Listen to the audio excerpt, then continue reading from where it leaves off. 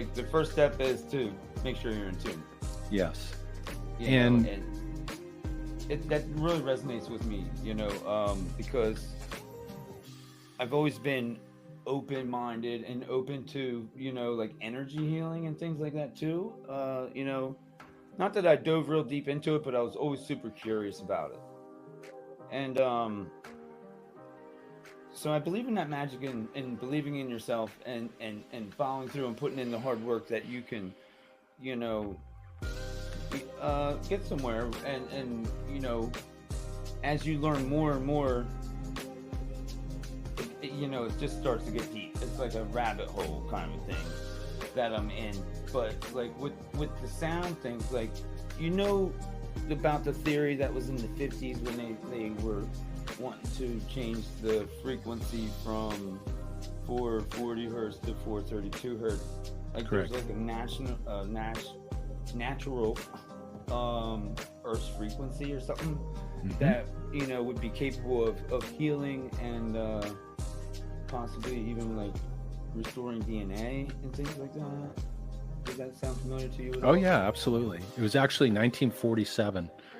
There was initially, back in the old days, everything was tuned to 432, and then there was a standard that was implemented.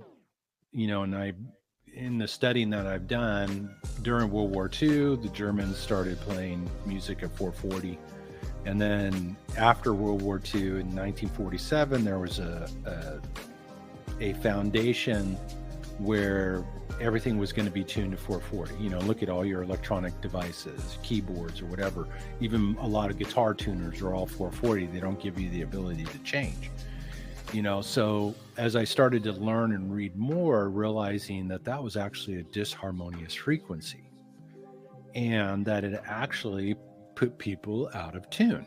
We live in a contrasting world experience, and I try not to talk about conspiracies and all that stuff, but there's definitely been... I do a little bit, so but it's okay. Oh, I know a lot about that stuff, and let's face it, this is planet contrast. We get to experience empowerment, disempowerment. We get to experience vibrant health. We get to experience sickness, high tide, low tide, new moon, full moon, positive, negative. And we live in this contrasting experience. And whether there's some type of force trying to keep humanity down from expressing its greatness and getting in touch with who we really are, I really think it's part of the game.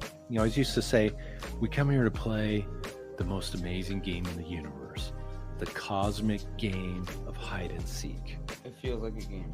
Yeah. Take pure, unlimited potential, divine essence, slow it down, cram it into a helpless little baby body, be born. Oh, and then of course you get to forget everything before you came down. So then you're down, pause, totally limited. We have dysfunctional parents, dysfunctional school systems, dysfunctional media things telling you the way life is, this is reality, the whole shot. And then basically what you've done is hidden the divine self, that part that you're talking about getting in touch with. Right. And then most of us have a point of something that happens in our lives where we start to go, wait a second, there's something more to life than how I'm living it. So then you start to inquire. And, I think it's a process.